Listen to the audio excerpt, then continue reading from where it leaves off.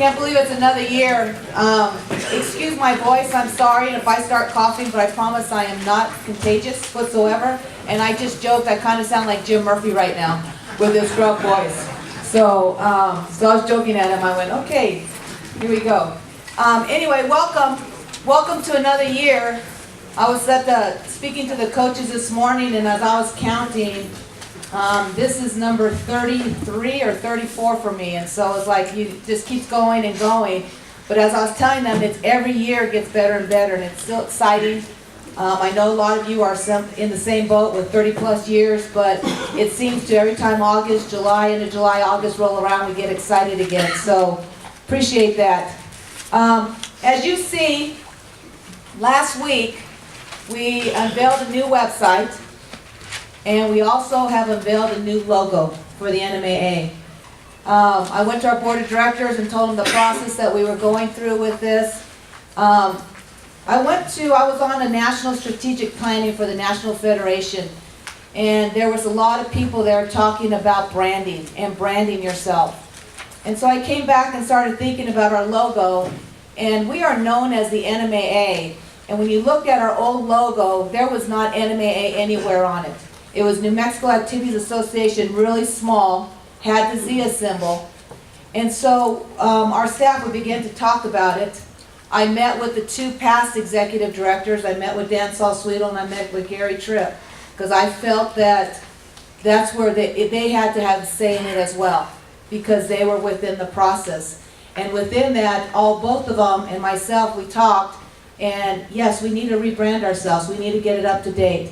So what we were looking at when we were looking at the logo is to just make sure that the NMAA is out there. We wanted to have the Zia symbol because that's New Mexico, but we wanted to show the NMAA. So there's our new logo. In the poster you received, if you have not opened it, basically we'd like this in the gym area.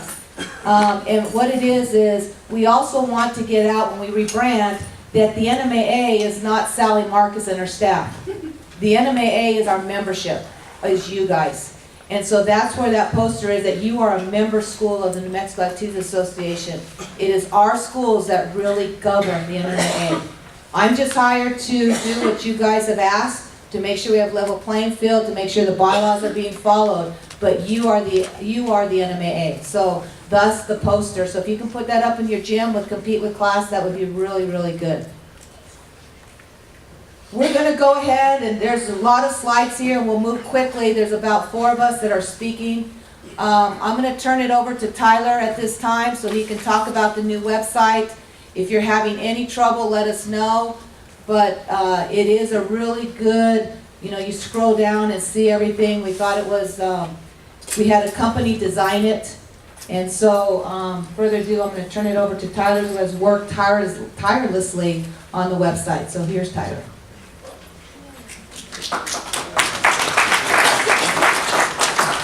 Thanks, Sally. So a couple things about the new website. Hopefully everybody's got a chance to kind of look at it. Really, a lot of things are still kind of in the same place. We just kind of organize it a little differently. Okay. One thing you'll notice when you first see it is that the scoreboard at the top, and you can click through a lot of the different sports that actually input scores into max preps, and that's updated as scores are inputted. So in order for the scoreboard to work, scores got to be inputted quickly. So as a reminder, I think we've done a really good job over the last few years of doing that. So if we could just remind our coaches to do that after games, that would be awesome. Monday morning news is also on the homepage now. It's a big, huge video that you see if you scroll down.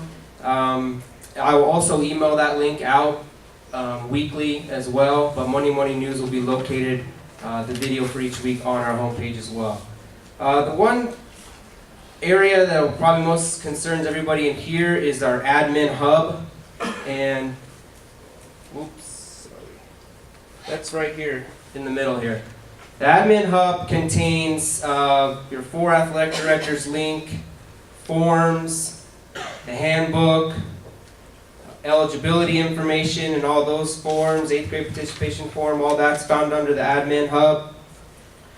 So that's probably going to be the main spot where you're going to go and find the things you need on our site. If you got questions or can't find something, please call me. I'll be more than happy to help you find it. Fall rules clinics will be online next week, Tuesday, on the each sports landing page. So that will be up next Tuesday. AD's information guide, that is now online. All the things you need, preseason, during the season, postseason, all that stuff's up there and updated right now. That is found under the admin hub, under for athletic directors, like it has in the past. Okay? It's the first item that you see under NMAA on that page, and then I will send a direct link to that tomorrow to the AD's email list, so everybody has that and you can find that easily. The search engine on our homepage is on the right-hand side. You can, if you're having trouble finding something, you can definitely search in there. Or like I said before, I'd be happy to take any phone call that you want to give me, and I can help you navigate it a little better. There's going to be a learning curve, I think, because it's new, but I think it's really going to benefit the membership. Max Preps. We're going to be using Max Preps again for our rosters and schedules, photos, things like that this year. The slide I have up here right now, that top part shows you, I know Max Preps kind of changed a little bit last year with the way it looked. Basically, you're going to log in up at the top right. Okay, and when you put your cursor on there and click the down button, you should see your school up there. Okay, you should see that you're an admin of your school. If you don't, then that means there's some type of setting wrong, or you're not logged in the correct way. If you can't figure that out, give me a shout. We'll get it set up, or we'll make sure that you can see that so you can get in and look at all the sports and make sure your coaches have everything put up there, okay? The bottom half of this is, everybody's familiar with the coaches app. They're coming out with a new app called the Team app, Max Preps Team app, and I had some little flyers over here with Max Preps by the banners. If you didn't get one, the Max Preps table upstairs has some more. But they are going to be introducing that app here in the next 2 weeks. So the coaches app won't work anymore. Or it will, but they're not going to give updates to it anymore. So when I have that information, I'll gladly share that with everybody as well. I think that's a really good tool for your coaches to have in order to, they're on the bus on the way home or right after the game, they've assigned an assistant to enter the scores, boom, they can do it right there from their phone. It's really quick. We do have a new contact at Max Preps this year, and I will again send this out to you by email tomorrow morning. But his name is Josh Taylor. He's been really good. I've talked to him a few times, but Jerry has, our old contact, has kind of moved up in the ranks over there at Max Preps. So, and then again, if you need anything Max Preps regarding, you can also call me as well, and my information is there as well. Questions? Great. All right, I'm going to turn it over to Assistant of Commissioners of Officials, Nate Acosta.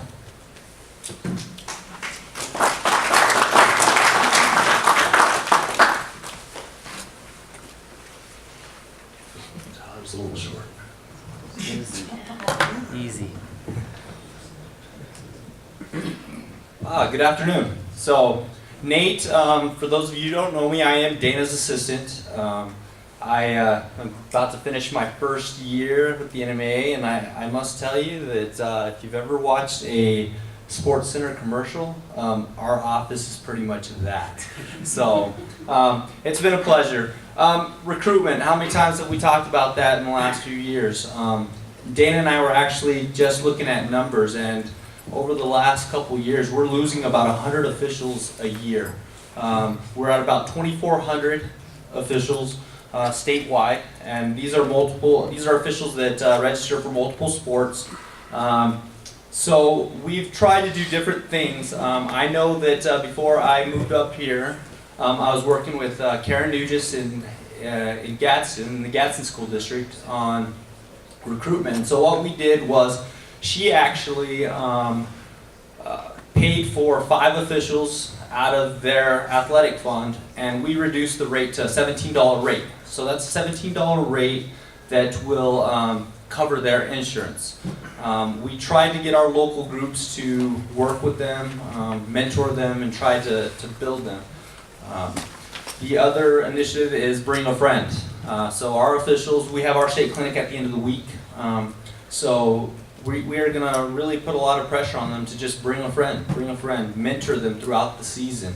And so the way that you guys can help is contact me, and we can think of different ways of how we go about that. So, all right, let's see. Here it is.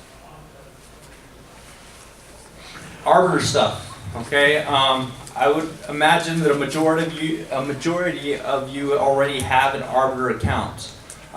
If you do not, you will want to contact me, and my email is nate@nmact.org. Okay, and what you'll want to do is send me, obviously, your name, your email, and the sports that you will oversee, and that you will need access to. What you'll do is, what'll happen is you'll get an email from the arbiter, and it'll say, please accept this invitation. Once you accept that invitation, you're going to have multiple groups. You're going to have, if you're from the Northwest, you can have Northwest football group, Northwest basketball group, Northwest volleyball. You'll accept all those groups, and once you set your new password, you log in, this is the screen that you will actually get. From here, if you click on the Schedule tab, you will see in the group that you have selected. So if you are in Southwest Volleyball, you will have, in this case, this is Himalo High School, right? So they have varsity, this is their basketball page. They have boys varsity, girls varsity, boys JV. On the right-hand side, you'll notice that there's a highlighted number. That number, you can actually check your schedules. This is where we ask you to check your schedules. I know Dana has sent out a couple emails to check your schedules. Once you click on one of those highlighted numbers, this is the screen that you're going to get. So whatever schedule you have on your end, you'll want to cross-reference with this schedule. If you find that there are any issues in the schedule, make sure that you email Dana with the issue. I know that a couple times this week we've gotten some schedules back, and they were full schedules. So they sent us the correction, but it was the full schedule. So just give us the issue. If it's 1 or 2 games, give us those issues. Hey, we're missing this game, or we need, or we don't need this game. So the next feature on this is the highlighted numbers on the right-hand side. Okay, and those are going to be your officials. If you click on one of those numbers, you're going to get a screen that looks a little bit like this, and it'll have the names of the officials. Why do we need this? It's important to kind of know who's coming. I know as an official myself, I will actually personally contact the AD and let them know that I'm coming. But I also personally like when an AD actually will send out an email, and if you click on their name, their email will pop up. I personally like it when an AD will email that official, hey, game on, Tuesday, 7 o'clock, we're good to go. You might want to park here, enter the gym here. There are a lot of gyms where we don't know, or fields, how to get there, how to access. So, that might be something that would be useful. So. All right, so are there any questions? All right. Yes? My email is nate@nmact.org.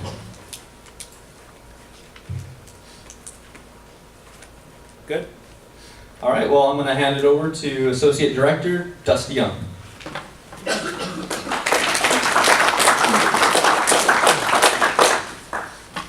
Apparently I'm a little slow. short too. Scott, is that good or lower? Welcome, everyone. I just had a few football-related items that I wanted to go over as we start the new school year. First up, the USA Football Heads Up certification. As some of you probably know, we implemented this requirement for our head coaches back in 2016. This is now a requirement for all football coaches. So this is all your coaches at the high school and middle school level. Okay, so they do have to have the USA Football certification. To get that certification, they have to go through 4 different courses within the NFHS Learn website. Those 4 courses are concussion in sports, sudden cardiac arrest, heat illness, and blocking, shoulder tackling, and equipment fitting course through USA Football. The 3 first courses that I mentioned, those are all free through the NFHS Learn site. The blocking, shoulder tackling, and equipment fitting, there's actually a $10 cost to that. However, through support of the NMAA Opportunity Fund and then also the Denver Broncos, that course we're actually giving to our coaches for free as well. So we definitely appreciate the support from the Broncos and also from our board of directors to make sure there's no out-of-pocket cost for our football coaches. One note, the certification is actually valid for 4 years. So your head coaches that took it last year, and if you had any assistant coaches that took it last year, they're already covered. It's not something you have to do on a yearly basis, but it is something you have to do every 4 years. Next, we did have a couple of football bylaw changes that I wanted to bring your attention to. First on the list, for football playoff games in the first round, the quarterfinals, and the semis, if 2 schools are 250 or more miles apart one way, there is a slight change. The way it used to be handled in the past, that game had to be played at 1 p.m. on Saturday.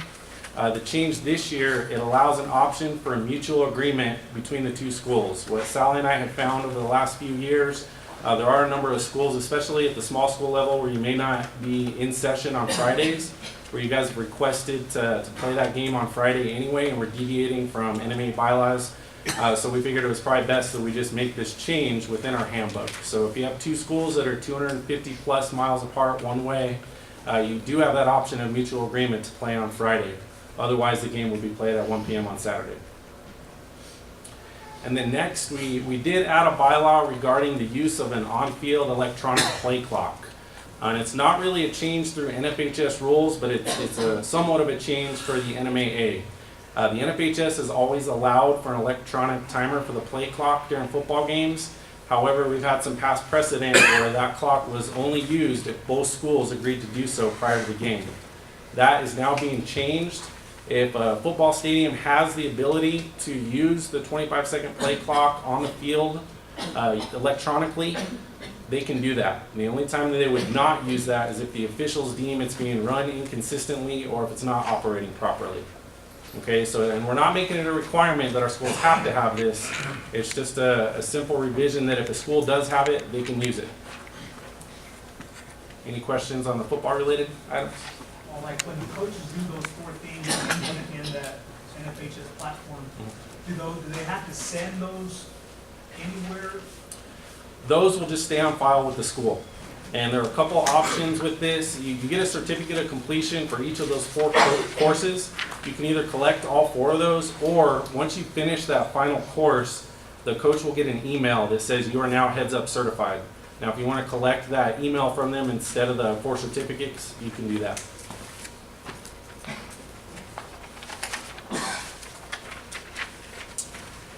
All right, next I briefly wanted to touch on our corporate partners. I'm excited to announce a new partnership, actually. The NMAA has entered an agreement with Outfront Media Sports. They are a national company that is an expert in sponsorship and marketing and media rights. I actually work with a number of Division I universities, LSU, Virginia, Maryland. They also work with the Michigan and Arizona high school associations and handle all of their sponsorships and marketing and whatnot for their offices. They really are excited to join the high school realm. We did enter an agreement that we feel will be mutually beneficial. We're excited for the partnership. I've been working with our corporate sponsors for the last 10 years at the NMAA now, and I'll still be involved with that. But Outfront Media Sports has hired a general manager that will run what's called NMAA Sports Properties, and he will now be handling all the sponsorship and corporate development for the office. Again, I'll still be involved, but I would like to introduce the general manager that Outfront Media has in place within our office. His name is AJ Bramlett.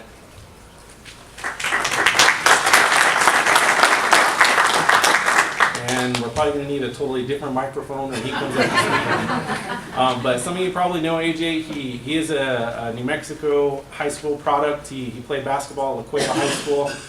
Went on to play at the University of Arizona, where he won a national championship.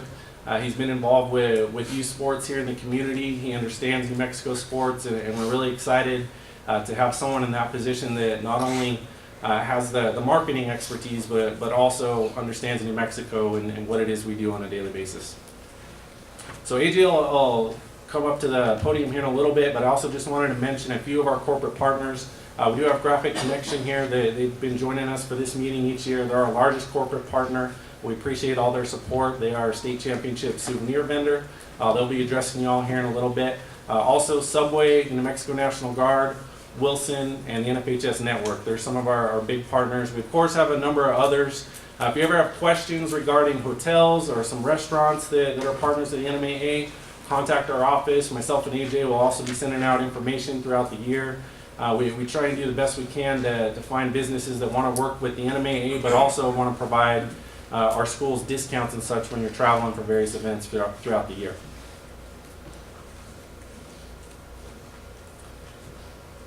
And lastly, just wanted to mention the 2017 NMAA and NMADA Fall Leadership Conference. That will take place October 1st through 3rd at the Albuquerque Marriott Pyramid.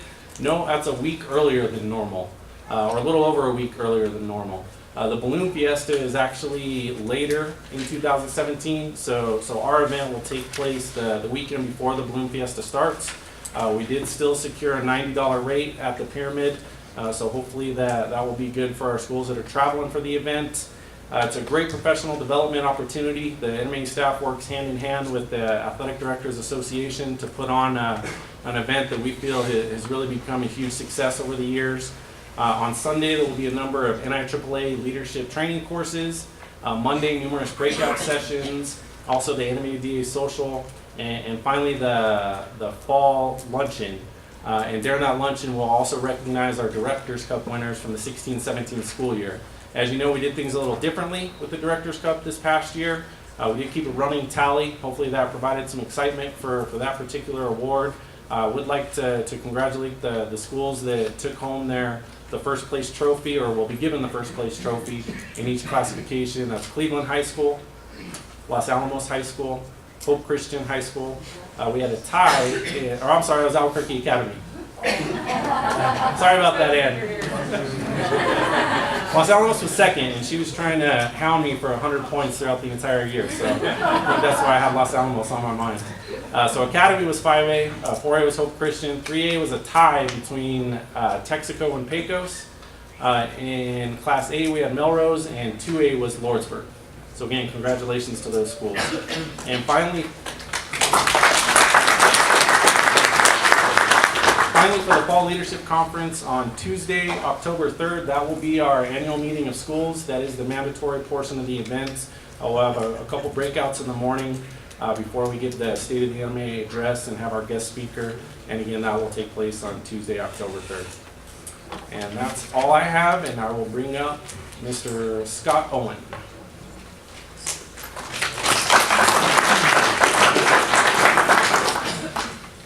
Good afternoon, everyone.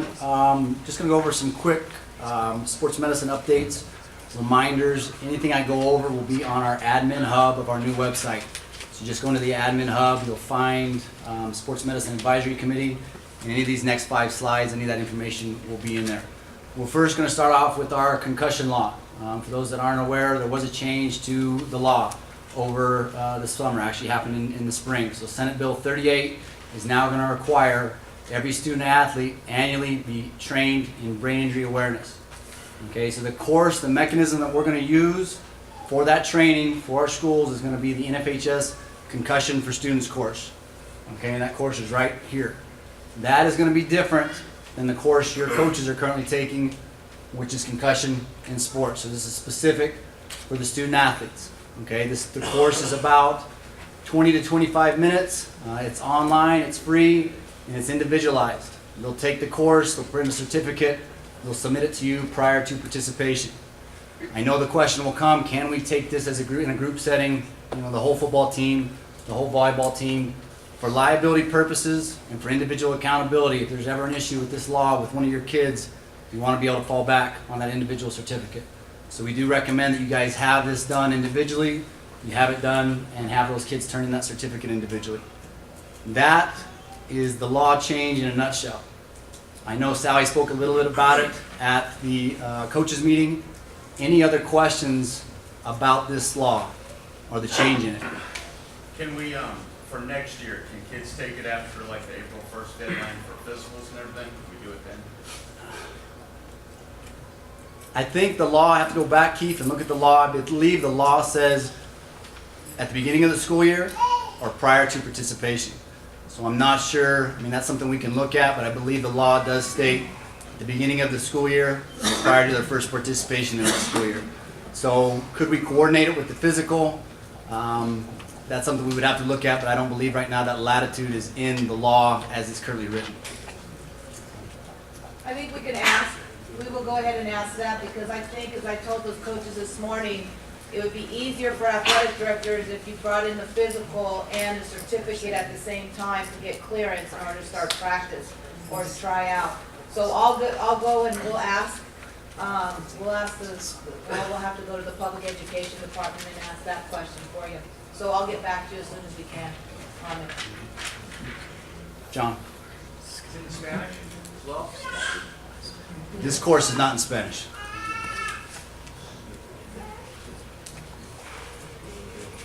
So that'll be a discussion we'd have to have with the Federation to see if that was an option. Again, it's for the students. How many non-English speaking students are out there? Quite a few? A bunch? 80%. 80%? Well, if they're not speaking, they're with the ESL teachers. So have the ESL teachers talk to your teachers, have the ESL teachers sit with them in a classroom and take it, if possible. We have a comment here about sign language. Sign language. They'll have somebody who have to sign it for you. Scott, they do have the transcripts to read off of. And Dustin makes a good point. There's a transcript that they would be able to read off of as well. It's not in Spanish, but for the sign language, that would suffice as well. Okay, any other questions on this? Again, this is new. There'll probably be some hiccups along the way the first year. We'll iron those out and keep moving forward. Okay, but again, prior to participation, have them all go through the training online through the NFHS Learn site. Okay, the rest of the law stays pretty much the same. Okay, the requirements for your student athletes, your coaches, pretty much will remain the same. We have an AD information sheet right here online. The requirements for the coaches stay the same. The requirements for the student athletes stay the same. And then again, the return to play guidelines per state statute stay the same. For those that are not familiar with state statute, 240-hour sit-out period for any suspected concussed athletes. Cannot return to play without clearance from a healthcare professional. And then again, no signs or symptoms. The only other portion you guys need to remember with the law is the non-scholastic groups that are using your public school district facilities. You have to have verification on file that those entities will follow state statute. We have a form online that you can use for that purpose. You can put it in your facility usage agreements to make sure those entities will follow state statute. Okay? And again, it's just your job to verify that they'll follow it. It's on them to make sure they're doing that job. Okay, any other questions on the concussion law? So again, just this video doesn't take place of the form they have. So again, yeah, the forms stay the same, so nothing else changes. This is just an addition to everything that else is required. So there's a form for the coach, there's a form for the athlete, there's training for both of those groups now, and that all stays the same. Okay, and those forms are all, again, online under our concussion management header. Yes, sir. If someone uses your facility, do those kids also have to take that concussion course? That's not on you. If it's a non-scholastic group that's using your school district facilities, They should be following the law, but it's on the non-scholastic Is that entity. something we should tell them? And they should, yes, correct. And that form's online to use if you want. We created it last year. Okay. Any other questions on concussions at all? All right. The health and safety audit, again, this is a form that's due October 15th. We created this form last year. This is really just a mechanism to help you assess how your health and safety policies stack up against national standards and our NMAA bylaws. Your submission of this is not necessarily an acknowledgement that you're going to, not necessarily a guarantee of compliance. It's simply an acknowledgement that these standards are out there and they exist. Okay, and again, the purpose of this form is to increase, hopefully, your awareness of these standards, and hopefully we will create greater compliance. But again, it's not necessarily a guarantee of compliance. It's just to increase your awareness, for you to acknowledge that these are out there.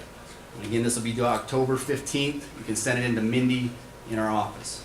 Okay. Any questions about the health and safety self-audit? That's found online. That is online. All of this will be in that admin hub under Sports Medicine Advisory Committee. Okay.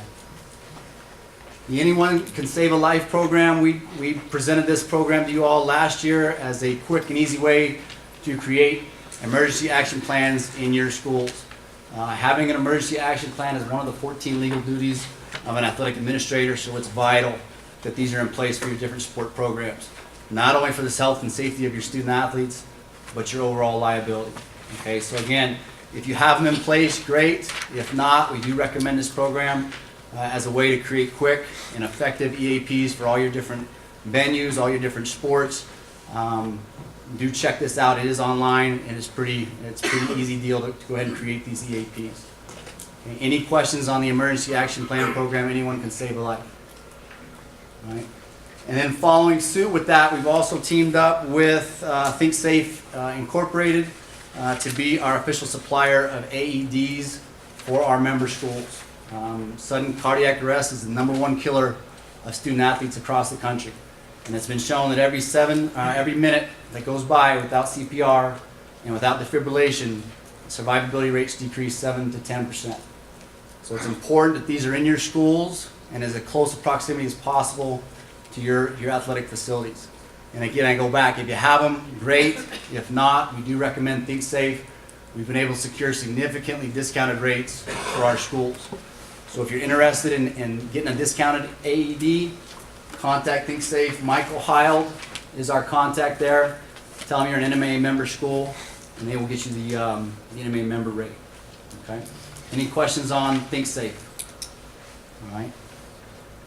And lastly, we will be continuing our Life of an Athlete program. For those of you that are not familiar, Life of an Athlete is our underage drinking and alcohol awareness program.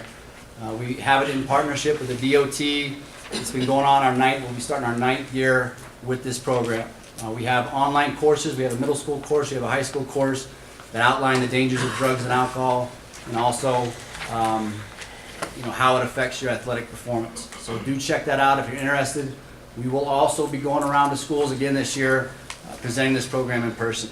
This is a great opportunity for our staff to connect with your kids on such a significant issue in our state. So if you are interested in us coming out to present this program to your schools, just give me a holler. Shoot me an email, give me a phone call. We will be out and about, and we try when we're out and a school requests us, we try to hit as many schools as we can. So if somebody's asking us, we'll probably pick up the phone and call those local schools as well to see if we can get into your schools. It's been a great opportunity for us to connect, and I think this program is really making a difference with this issue in our state. So let me know, contact me afterwards, hound me down, and we will be there. Okay? Any other questions on any of the slides I've gone over at all? Okay, at this point I'm going to turn it back over to Sally Marcus. Thank you. Okay, on the concussion piece, guys, just so you know, it is state law. So what happened in the last legislative session, actually this was one of the first bills that passed the House and the Senate and went to the governor. One of our legislators is a teacher, and in his classroom there's a lot of kids there was a kid in this classroom that had concussion symptoms, and the kids didn't know, and they said they were never trained into what is a concussion or what kind of symptoms they should be looking for. So he presented this to the legislators, and it passed very quickly. So again, this is a state law, it's not our law, but we just have to make sure that you guys know that that is lost, along with the 240 hours.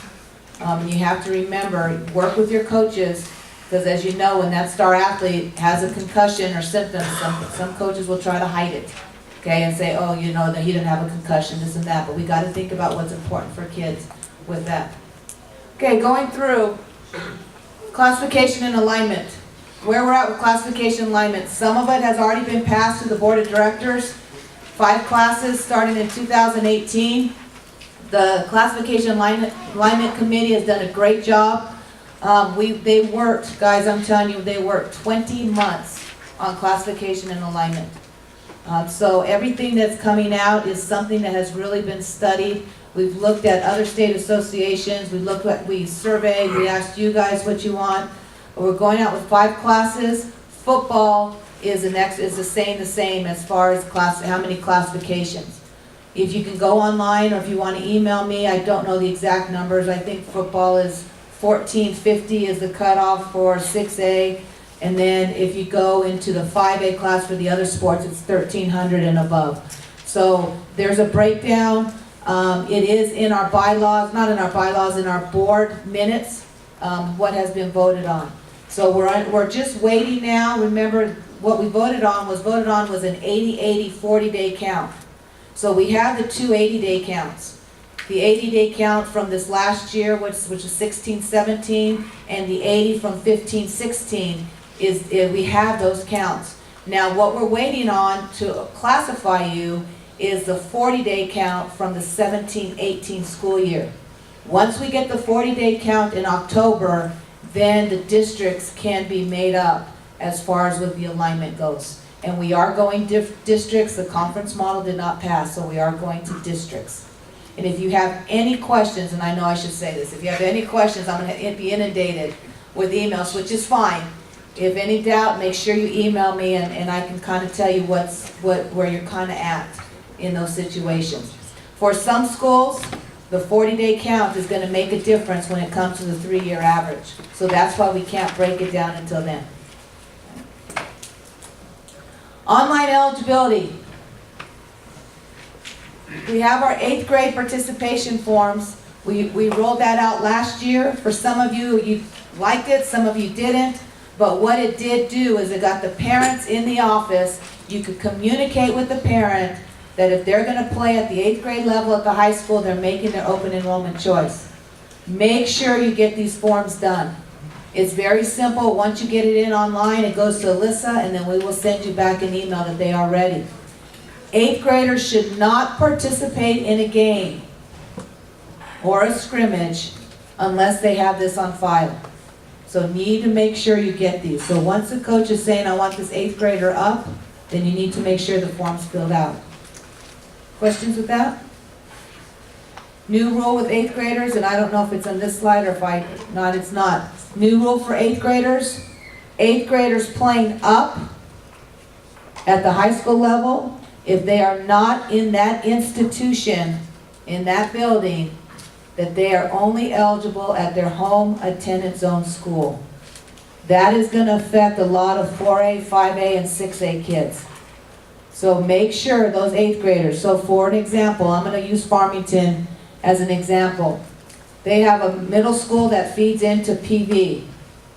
If a student that lives in the Farmington School District is in this middle school, just because these kids feed into PV does not allow that 8th grader to play at PV. If this 8th grader lives in the Farmington attendance zone, they can play at Farmington High School, not Pierre de Vista High School. So just make sure, just because they're in a school, same thing, just make sure that they are, if you're in separate, like Hops, for example. Okay, if they have a school, you know, they're 8th grade, 9th grade, you know, right there. If those kids live in Jow, they're not eligible for 8th grade up in Hobbs. They're eligible for 8th grade at Jow. So be real careful with that. Questions on that rule? It's a new rule that came into play. Sal, so a kid that lives out of the attendance zone but goes to that junior high, but does not participate at the high school level, is he then eligible to use one free choice as a ninth grader to go to PV if you Correct. requirement? Correct. Okay. So if that eighth grader, if you don't play them up and that eighth grader wants to, hey, not play and go to PV, yes, they get an open enrollment choice. Right. This is just for eighth graders. And again, for most small schools, you guys are in one building, so you're okay. It's those schools that are in separate buildings, that are separate places that are gonna be affected. Make sure you get Form A, Form C, and the transcripts in. What we have, and it's kind of, if I went to Scott's office and saw all the petitions that were not full, that were just like Form A and nothing else. Sorry. A lot of those kids, we cannot process. We have to have full petitions. Make sure you get those in a packet, okay? Any questions with that? Oh, there's the eighth grader slide. Okay, we talked about home attendance zone, school only. Out of season coaching. We passed two different things in out of season coaching. We went from one thing and really quickly went to another when we saw the hiccup. But out of season coaching, your eighth graders can participate in out of season coaching with the high school. There still is no middle school out of season coaching. However, the eighth graders, when a lot of you guys have eighth graders playing at the high school, you can have those eighth graders participate in out of season with the high school kids. Still same rule, 7.5 hours.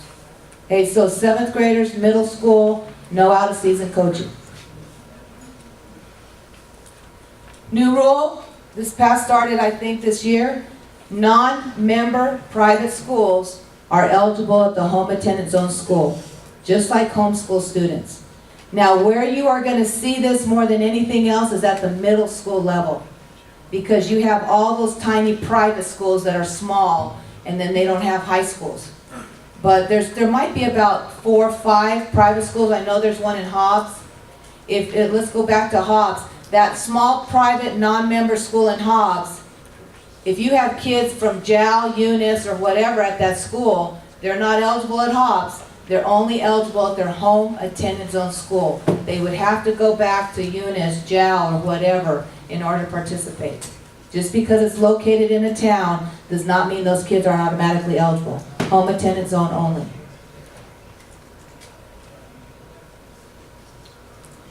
Transfer after tryout. If you cut a kid, if your basketball coach cuts a kid after 2 or 3 days, I know we have that 5-day rule, but if they get cut in tryout period, they are not eligible to go transfer to another school and participate at any level. So for example, if Los Alamos has tryouts, they cut somebody, they can't go and now play JV at Espanola or JV at Milwaukee. Once that tryout, once they're cut at the tryout period, they're done for the season at any level, at any institution. Question with that? Appeals committee. We had some little bit of gamesmanship going on with appeals. I think some of you athletic directors realize that if a parent came to appeal, hey, we'll support them, and you're telling the parents to go appeal, then I don't have to pay $250. So that was going on.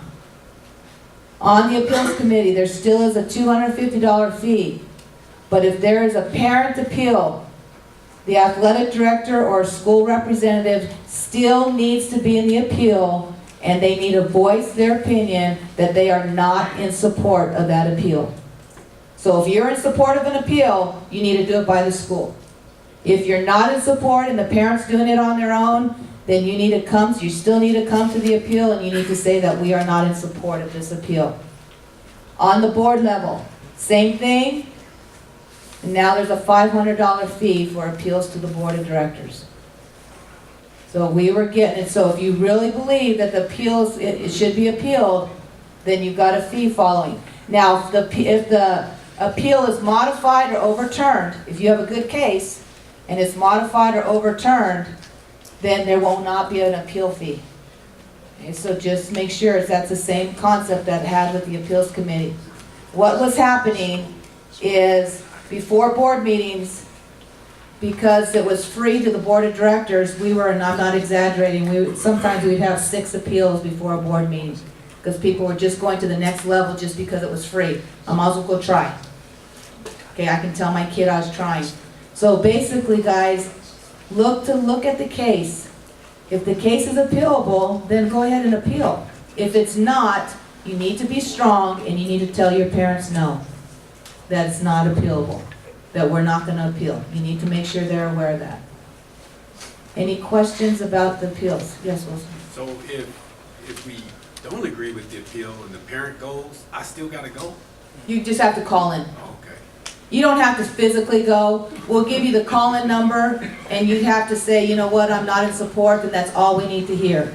But like I said, the reason for that, what was going on, is athletic directors was just telling the parent, go appeal, because they didn't want to pay the $250, or they didn't want to be the one to say no. Now, some of you think that when they go to the appeals, that, oh, they're not going to overturn it anyway. If you have a good case, guys, the appeals committee, I would tell you they have probably overturned or modified 40% of appeals that are going there. When they are good cases, they do look at it, and they look at the gray. So it's not an automatic, oh, we're just going to support the NMAA. It's a really good committee that looks at the gray in the cases. I can't look at gray. I have to look black and white with your bylaws. The appeals committee looks at the gray to see if there is something there that they can be eligible. The same thing with the board of directors. They do a great job. When something needs to be modified or overturned, they overturn it. Okay, there's nothing any different. Yes, Wilson? Yeah, I'm confused with the gray. We have an NMAA bylaw, so if I went and appealed that my kid has a 1.9 and it's almost a 2.0, can they overturn it? Not scholastic because it's state law. But, So you know but what I'm something, talking I know about, exactly the what case you're we have. talking about. I know exactly what you're talking about. Okay. There might be a case, for example, that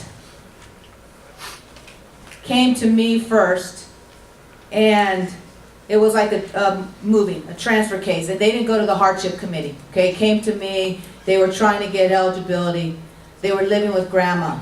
Well, something happened, and things came out of the appeals committee, and they had documentation that there was some abuse, or something happened, so the appeals committee can look at that situation. What I have to do is just look at the bona fide residents.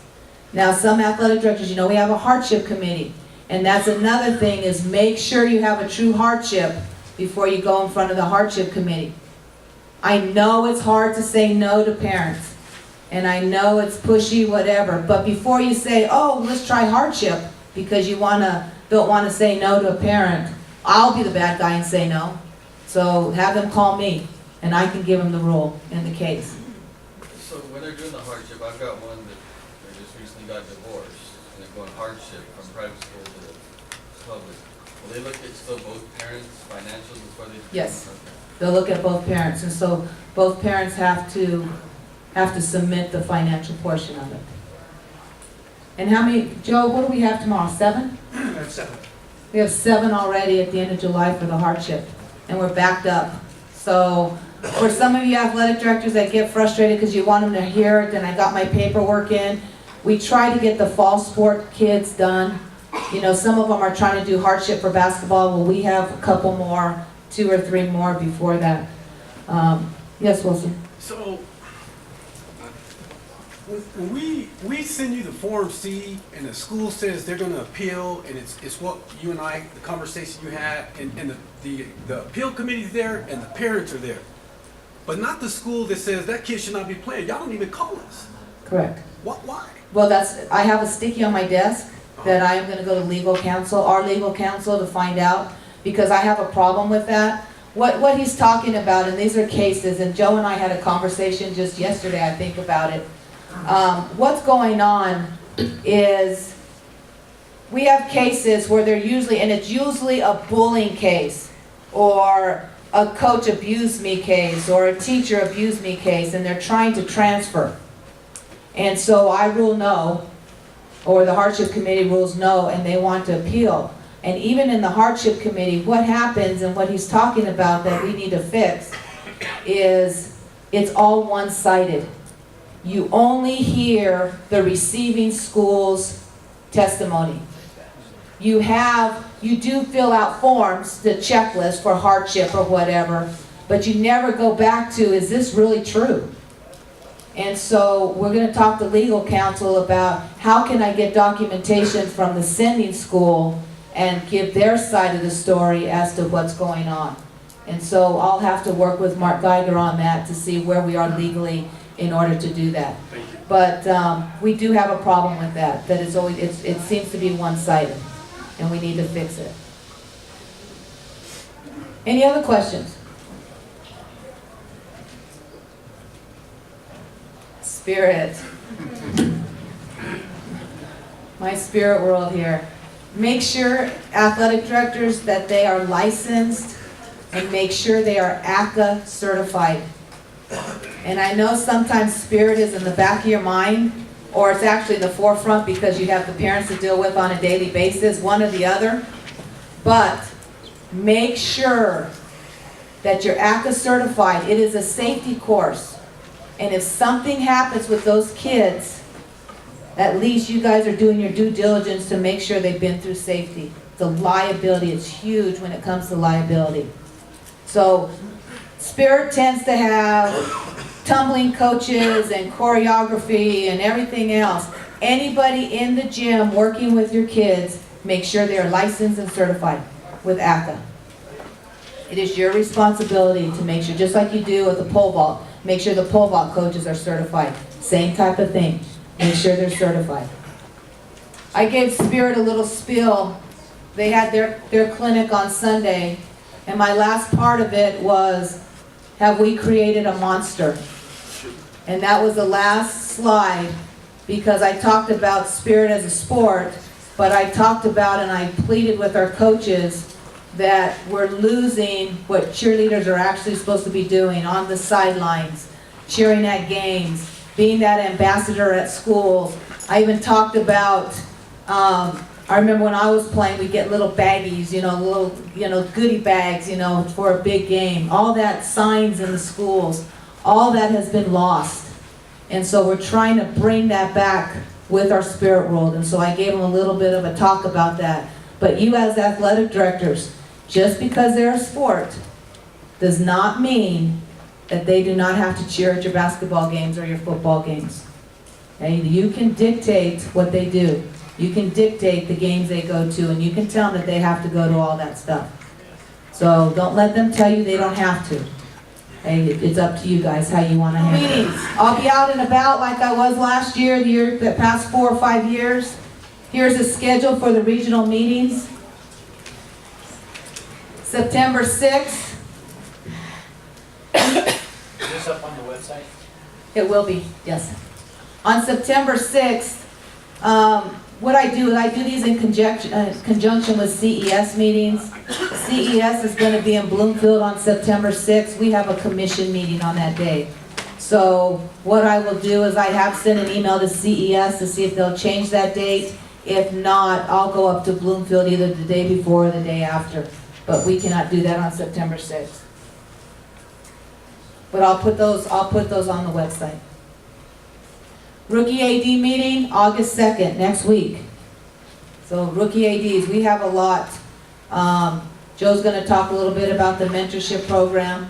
But we do have a lot of new athletic directors. In fact, any new ADs, please raise your hand in here. So if you look around at the new athletic directors, we seem to, just like superintendents, we seem to have about a 30 to 35% turnover ratio with athletic directors. So we're going to start a mentorship program trying to keep these ADs in place and with the support. Because we just need to make sure that it's hard. That first year's tough, and the second year's tough, and the third year's tough. On these ADs, rookie ADs meeting, it is good for the first, second, third year. If you were new last year and you want to come, it's great. First, second, or third year so we can get that support and get you a mentor. and compete with class. And I'm not gonna give you that spiel, but the DVD that we prepared this year for preseason meeting, it's focusing on parents. And in fact, we interviewed some kids. Where's Doug Dormy? Is he here? Doug's right there. We have a great kid from Albuquerque High that just basically spilled her guts. Because we asked them questions about their parents. And so this Albuquerque High girl on the DVD, you'll see, basically she said that she's a soccer player and she got slide tackled and the official called a foul, just like they're supposed to. And her dad went nuts. And she says, I couldn't believe he went nuts, the official called it. And she was embarrassed and she said she played terrible after that. And then she even goes on the DVD and says, I told him never to come to any of my games if he's gonna act like that. And that's on the DVD, you'll see it. So it's really, we have kids talking about parents and how embarrassing it is in the stands and why are they acting. And then they go on to talk about how they want parents to act. And at the end, it ends with this Albuquerque High girls, and besides, it's just a game. It's priceless for parents, and it's really cool. We're trying to focus in on that. And so, please make that your priority this year. Make the parent your priority about competing with class. Because above all, guys, it's education-based athletics. And you as athletic directors, you guys, the rookies just raise their hands. I know it's hard to go in there when you have a coach that's been there for 20 years and you're a rookie AD. You gotta go from being the coach, now you're an administrator. So you need to be strong with some of these parents in this political day and age, and some ADs don't wanna go up there because it's political and oh my gosh, it's a board member acting out. But it starts with them. It starts with you guys to stop the unsportsmanlike behavior that's going on. So you'll like the DVD, that's gonna be there for you. And there's the DVD, that's on parents. And Chris, where's Chris? Oh, he went to his meeting. Foundation Fun Run. Our foundation is growing, and I don't know if Dusty, where's Dusty? He went to his meeting. He went to his meeting, okay? The foundation is growing leaps and bounds, and we're working really hard. They changed some of the constitution for the foundation, and just like our opportunity fund, the foundation is able to help schools in certain areas. In our opportunity fund, last year that I created in the Opportunity Fund, I think we were able to buy an AED for a few schools that didn't have the money, but had some really strong issues that they needed an AED. And so we're trying to help, so if there's any time you need help, financially, we've got the foundation and we have the Opportunity Fund to help you out. So if you need anything. We'll have an application up on the foundation, on the website, here probably in the next couple of weeks that you can take advantage of. Also, the fun run is Saturday. If you're in town, at Albuquerque Academy, we have the fun run, and it's another good way for us to raise money for the scholarships and for helping to give back to our schools. And I'm going to go ahead and turn this over to Joe, but before that, we have a new member of our staff, Tammy Richards from Reserve, will be joining our staff next week. And I say next week because she's picking up and moving her whole entire family from Reserve, New Mexico to Albuquerque. So we're still in the process. She's hopefully closing on a house in a week or two. Horses are staying in Reserve, and Bill Green is crying because I took her from him. So sorry, Bill. But I'll turn it over to Tammy and to Joe. Tammy, you're first. Thank you. And for Bill, even though you've done this before, you're going to have to come to the rookie AD meetings again, because I don't know if you're going to remember all the paperwork you're going to have to do. So. We know a lot of as we're talking about that. So Joe asked me to talk a little bit about the benefits of being a member for the NMADA, and it is a professional organization that has a lot of professional development opportunities for everybody here. So all of the new ADs coming in, you know, you may not know faces. You're going to get to learn different classification ADs at different classifications. You're going to know that there are a lot of similar issues facing all schools at all classifications, whether it's middle or high school level. So that's going to be a great opportunity for you to network and learn how different schools do things that work. As a member, the fees are minimal. If you have assistants or secretaries that assist you at your schools, they have a membership opportunity as well. We will have applications available to you in the back. Through that, you will have the NMADA publication with a lot of very well-written professional articles that address very relatable issues that you see in the schools with special ed issues, accessibility, those kinds of things. So you will have access to those as well also. As a member, you do have the opportunity to nominate your peers for awards at our fall conference so that they can be recognized for their diligence and professionalism and working with the students in your schools. Through the NIAAA membership in that, and I want to put a plug in for the NIAAA also. The conference is in Phoenix this year in December, closest one that we're going to have for a very long time. So I'm really hoping that your schools support this. I know budgets are really, really tight, but a lot of you guys might be able to take a little road trip and maybe co-op with some other schools. I know some of you guys will probably like the road trip more than the conference. So maybe get on board and get your administration to support that effort as well. I know I did. Bill was going to send me whether he liked it or not, but now I'm up here. So the fees are pretty minimal. So talk to your administration. If you need information, we have forms in the back, and just get in touch with us whenever you need any help. So. Oh, we do have a meeting immediately after this. So those of you that are new, even if you are not a meeting or a member of the organization right now, stay. We can help you fill out forms. Meet and greet this afternoon after those meetings are, that's at 5:30? 5:30, so we can identify those that do need mentoring and allow you to partner up with somebody who's willing to help you out this year. So good luck to the new ADs. Okay, we're down to our last two slides. First of all, welcome back to everybody. It's great to see some familiar faces and get to meet a lot of the new faces. And the slide behind me kind of describes the Athletic Director Mentorship Program is really a partnership between the NMAA and the NMADA. It's been a pleasure to work with Scott Evans and Mike Houston, the president of the NMADA, to develop this.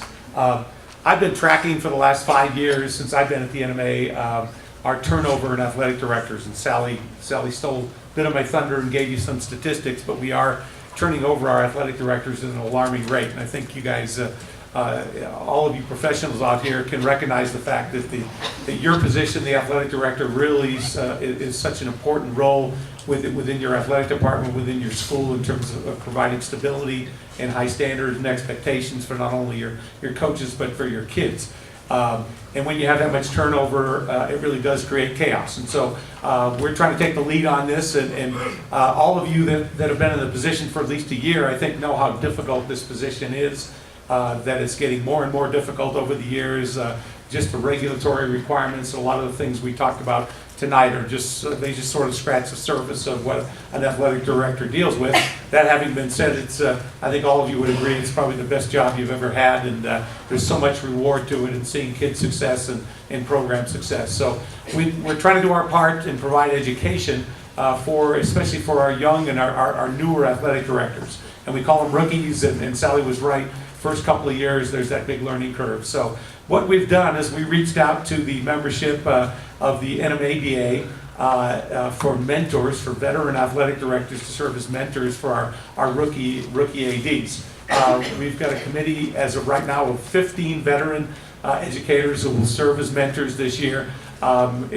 The mentorship is certainly not limited to those 15. In fact, if there are athletic directors out there that sort of missed the call on that and would like to sign up and do that, if you'd see me right after the ADs meeting, I'd be more than happy to add you to our list. We've developed a curriculum for athletic directors. It's basically an outline form, but it's really an A to Z, nuts and bolts course that's designed to really assist athletic directors in performance of their duties all the way throughout the school year.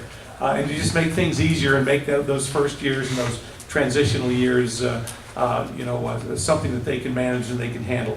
We know a lot of the ADs, a lot of people sitting in the room are serving in multiple roles in the school district, and how much it makes sense to try to streamline your job. And so one of the things we're also doing is putting together a resource guide, and we've been asking for programs and things that work within certain school districts to be able to have a resource guide. So when you need to, if you're needing to develop some policy on homeschool students or charter school students playing at your school, we may have a resource there that you can utilize for that. And we thank Hobbs High School for that. So Brenda. But anyway, I will have, if you're a rookie and you have not already signed up for the Rookie AD Conference next Wednesday, I have forms. If you just see me at the table following this, I've got, I think, 32 already signed up, and I think we're at about 37 or 8 new athletic directors at this point in time. I think beyond that, I think that's all I have. We do have a social at 5:30.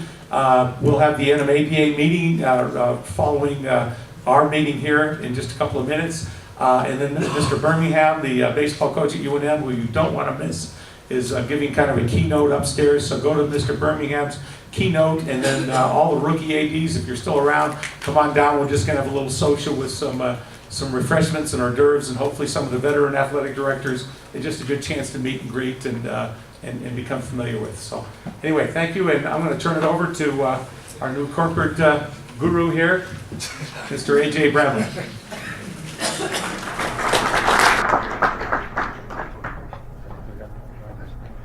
All right. It's all right. It happens everywhere. So, just pleasure being here, guys. For me to be a part of the association with so much history and respect that the NMAA has, and to be able to build on a partnership that I think is going to be very beneficial for everybody in the future, and continue to provide exceptional events to our student athletes and the missions that we both we hold dear to our hearts. Corporate sponsorships is a huge part of that, and Dusty has done an incredible job over the last 10 years really building that foundation of our corporate partners and community partners that support student athletics in the state of New Mexico. I'm just looking to build on that, and as he talked a little bit about earlier, Graphic Connection has been one of our our biggest sponsors over the years. They provide a ton of support. They are our largest corporate sponsor at the moment, and they provide our state championship souvenir sponsors. And with that, I'd like to give a little bit of time for Diana Hibbets to come up and talk to you about Graphic Connection and the support that they provide for the NMAA and our wonderful student athletes in the state of New Mexico. So Diana, come on up.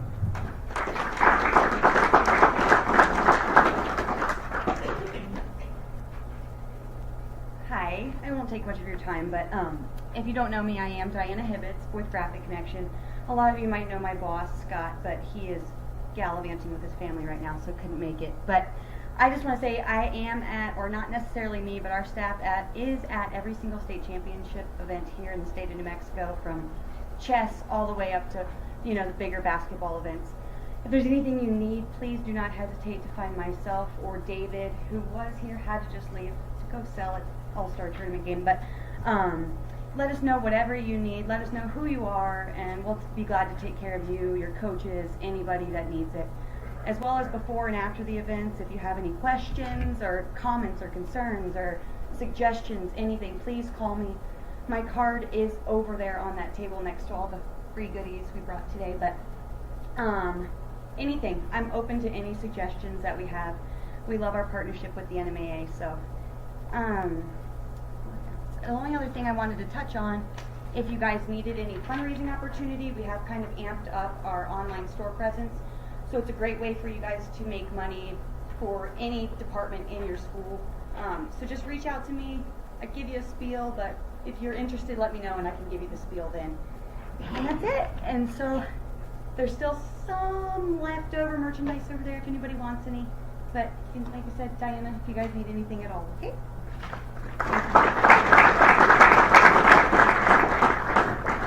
That's all we have today. As always, thank you so much for all you do. And if you need anything, staff is available for you anytime. Call me anytime, but appreciate you. So thank you very much.